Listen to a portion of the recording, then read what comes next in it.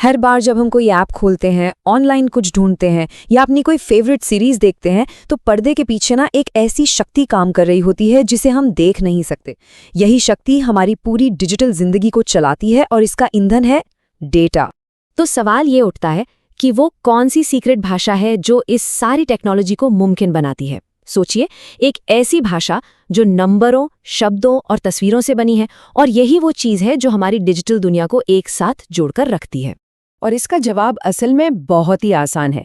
ये डेटा की भाषा है और आज हम इसी भाषा की ABCD सीखने वाले हैं।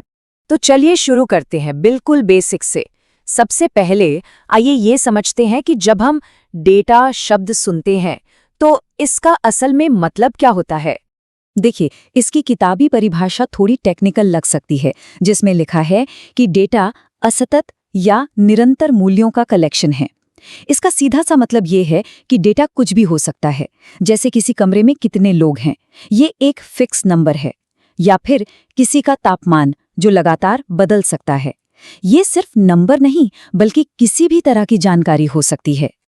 अगर और भी आसान भाषा में समझें तो डेटा सिर्फ कच्चे तथ्य और आंकड़े हैं। एक सेब की कीमत, वो डेटा है। एक कार का रंग, वो भी डेटा है। ये जानकारी की सबसे छोटी छोटी इकाइयां हैं। अब एक मिनट, सारा डेटा एक जैसा नहीं होता। मोटे तौर पर इसे दो बड़ी कैटेगरीज में बांटा जा सकता है, और ये समझना बहुत जरूरी है कि हम जानकारी को कैसे ऑर्गेनाइज करते हैं। ये दो तरह का होता है, स्ट्रक्चर्ड और अनस्ट्रक्चर्ड। स्ट्रक्चर्ड डेटा, जैसा कि नाम से ही पता चलता है, बहुत ऑर्गेनाइज्ड होता है, एक स्प्रेडशीट की तरह जिसमें रोज और कॉलम्स होते हैं। दूसरी तरफ है अनस्ट्रक्चर्ड डेटा, जिसका कोई फिक्स फॉर्मेट नहीं होता। और मजे की बात यह है कि दुनिया का लगभग 80% डेटा अनस्ट्रक्चर्ड है, जैसे हमारी तस्वीरें, वीडियो और ईमेल। और इसीलिए AI जैसी टेक्नोलॉजीज इतनी कमाल की हैं, क्योंकि वो इस बिखरी हुई जानकारी में से भी मतलब निकाल सकती है। इसको समझने के लिए ना एक बहुत ही बढ़िया उदाहरण है क्लासरूम का। सोचिए कि आपके पास बहुत सारे स्टिकी नोट्स हैं जिन पर स्टूडेंट्स के नाम, ग्रेड और सब्जेक्ट्स लिखे हैं, सब कुछ एकदम बिखरा हुआ। ये है अनस्ट्रक्चर्ड डेटा। अब सोचिए कि आप उसी जानकारी को एक ऑर्गेनाइज सीटिंग चार्ट में डाल देते हैं, जहां हर स्टूडेंट की अपनी एक जगह है। बस ये बन गया स्ट्रक्चर्ड डेटा। है ना आसान? ठीक है, तो अब जब हमें स्ट्रक्चर्ड डेटा समझ आ गया है तो चलिए इसके अंदर झांक कर देखते हैं। अगर कभी किसी ने स्प्रेडशीट यूज की है तो उन्हें इसकी बेसिक बातें पहले से ही मालूम होंगी। सबसे पहले बात करते हैं रो की। एक रो डेटा सेट में एक अकेली पूरी जानकारी होती है। ये लेफ्ट से राइट की तरफ चलती है। हमारे सीटिंग चार्ट वाले उदाहरण में हर एक स्टूडेंट की डेस्क, जिसमें उसका नाम, ग्रेड और सब्जेक्ट शामिल है, वो एक रो है, मतलब एक स्टूडेंट के बारे में सारी जानकारी।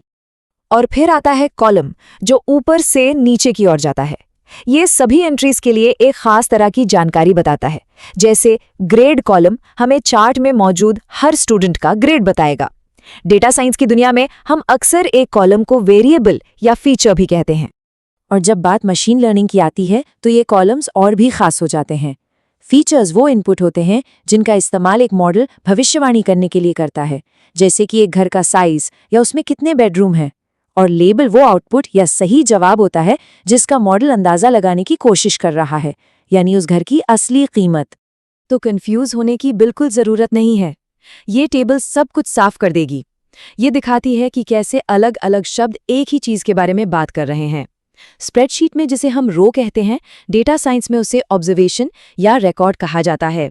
और एक कॉलम ही एक वेरिएबल या फीचर है, जो हमारे क्लासरूम में नाम या ग्रेड जैसी एक कैटेगरी है।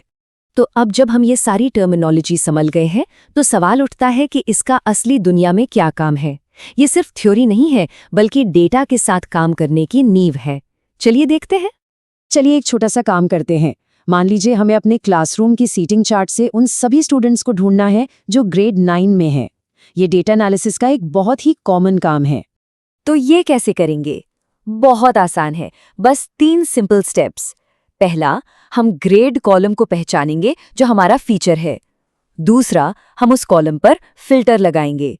और तीसरा, हम वैल्यू 9 को सिलेक्ट करेंगे। और बस हमें सिर्फ ग्रेड 9 के स्टूडेंट्स की सारी रोज दिखने लगेंगी। रोज और कॉलम्स को समझना ही इस काम को इतना आसान बनाता है। चलिए अब एक और बहुत ही मजेदार कॉन्सेप्ट के बारे में जानते हैं। हमने डेटा के बारे में तो बात कर ली, लेकिन इसके ऊपर एक और लेयर होती है जिसे मेटाडेटा कहते हैं। मेटाडेटा को समझने का सबसे अच्छा तरीका है एक लाइब्रेरी के बारे में सोचना। अगर डेटा एक किताब है तो मेटाडेटा उस किताब के बारे में लाइब्रेरी का कैटलॉग कार्ड है। ये हमें बताता है कि किताब किस बारे में है, उसका लेखक कौन है और उसे कब पब्लिश किया गया था। ये हमें कॉन्टेक्स्ट देता है। और जैसा कि MIT प्रेस डायरेक्ट इसे बहुत अच्छे से समझाता है, मेटाडेटा कंटेंट को डिस्क्राइब करता है, कॉन्टेक्स्ट देता है और लेन देन का रिकॉर्ड रखता है। आसान भाषा में कहें तो ये डेटा के बारे में डेटा है, और यही चीज डेटा को सच में इंटेलिजेंट और यूजफुल बनाती है। अब आप सोच रहे होंगे कि ये सब बेसिक बातें क्यों इतनी जरूरी हैं? क्योंकि यही सब मिलकर आज की सबसे पावरफुल टेक्नोलॉजी यानी आर्टिफिशियल इंटेलिजेंस की नींव रखती हैं।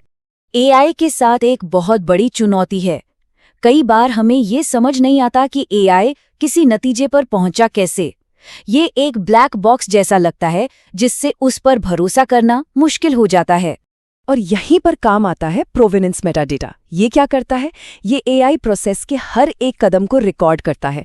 कौन सा डेटा यूज हुआ, कौन से मॉडल लगाए गए और कौन सा कोड चला।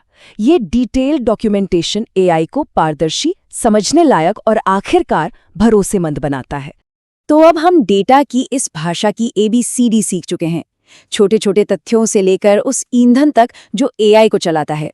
अब जब ये बेसिक बातें साफ हैं, तो असली सवाल ये है, इस नई भाषा के साथ आप दुनिया के बारे में क्या नया जानना चाहेंगे? संभावनाएं सच में हमारी सोच से भी परे हैं।